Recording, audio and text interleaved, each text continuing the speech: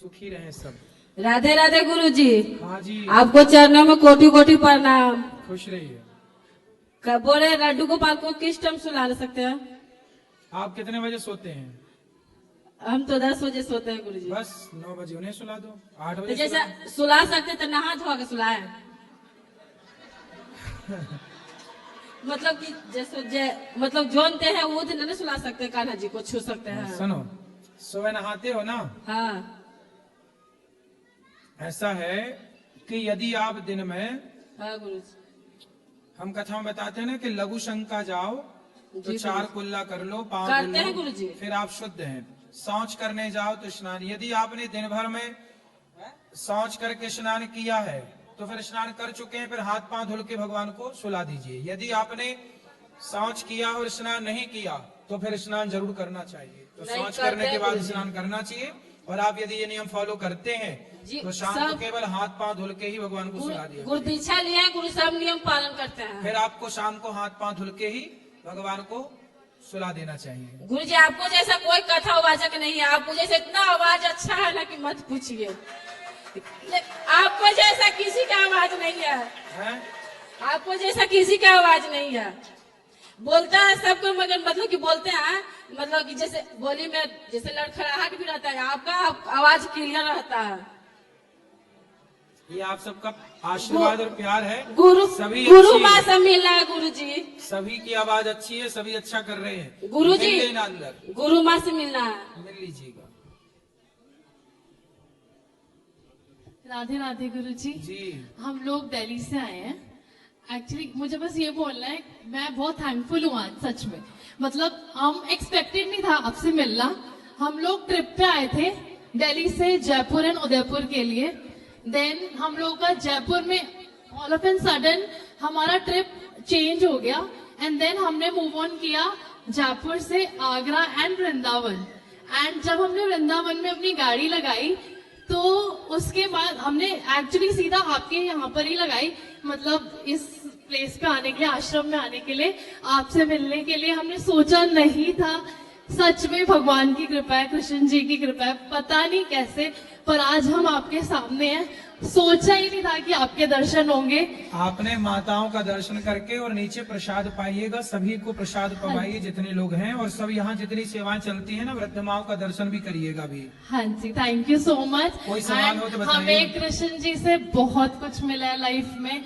हम थैंकफुल है भगवान जी के कि उन्होंने हमें सब कुछ दिया है। बस आपसे आशीर्वाद आज मिल गया, उसके लिए थैंक यू। और मेरी सिस्टर को एक सवाल है, हमें बहुत इंपॉर्टेंट सवाल है आपसे। मुझे नहीं पता उसका आंसर, पता नहीं किसी के पास है या नहीं, क्योंकि एक्चुअली मेरी सिस्टर की डॉटर है, तो वो बताएगी आपको। मैं शायद ना बता पाऊँ ठीक से।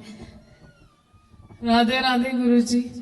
मैं बहुत खुश हूँ आपसे बात करके, और मैं बहुत एक्साइटेड थी। एक्चुअली मेरी बेटी है। बताओ बताओ। गुरुजी एक्चुअली इसकी डॉटर है, सेकंड डॉटर है ये। तो ये जब बॉर्न हुई थी, ये 8 या 9 मंथ्स की थी, तो ये बोलने लग गई थी और टाइमली इसने चलना भी शुरू कर दिया था। अभी ये 1 ईयर की हुई नहीं थी, ये बोलने लग गई थी। लेकिन पता नहीं क्या हुआ, ये लोग दिल्ली से देहरादून शिफ्ट हुए थे जीजू के काम की वजह से, और 1 ईयर के बाद ही जस्ट इसके ये बोलना बंद हो गई। और आज ये 6 साल की है। ये सब बिल्कुल परफेक्टली ठीक है ये लड़की हमारी, लेकिन ये बोलती नहीं है। पता नहीं क्यों नहीं बोलती। ये आप जी को बहुत मानती है, भगवान जी को बहुत मानती है। हमें नहीं समझ में आ रहा कि क्या करना चाहिए, हमसे क्या मिस्टेक हुई है, नहीं पता। इन्होंने एक्चुअली सब कुछ करके देख लिया है, बट क्या है कि कुछ रह गया है। वो क्या रह गया वो हमें लग रहा है शायद आप बता पाओगे और कुछ हेल्प मिलेगी इनको इनकी लाइफ में। तो पहले ये बोलने लग गई जल्दी से और फिर बोलना बंद कर दिया। यस। भगवान के चरणों में समर्पित कर दीजिएगा। बिहारी जी, जो भी कोई दोष जीवन में होते हैं भगवान ही समाप्त करते हैं। उन्हें ही पता है कि हमारे जीवन में क्या दोष है, क्या है। तो भगवान के चरणों में बेटी को बिहारी जी का दर्शन करने गए।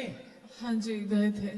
तो बिहारी जी के चरणों में ही उसको समर्पित कर दीजिए कि प्रभु आप अब से ठीक कीजिए, भगवान के हवाले करिए और निश्चिंत रहिएगा, जब बिहारी जी के चरणों में आप समर्पित करते हैं तो तेरी चौखट पे आना मेरा काम है, मेरी बिगड़ी बनाना तेरा काम है।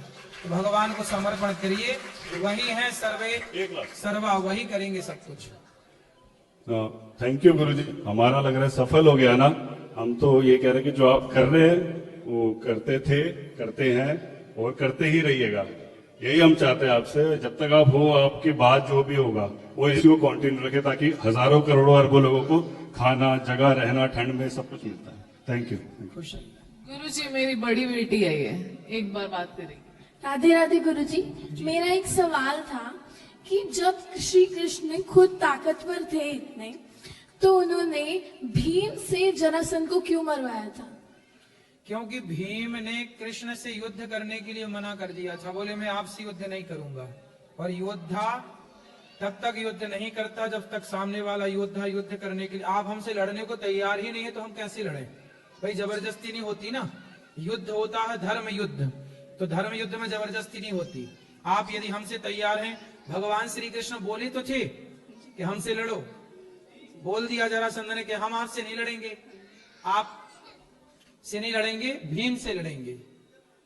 हाँ, तो 17 बार भगवान ने हराया था उसको, एक बार भगवान 18वीं बार मैदान छोड़ के भाग गए। जी रणछोड़दास। तो जरासंध को लगा कि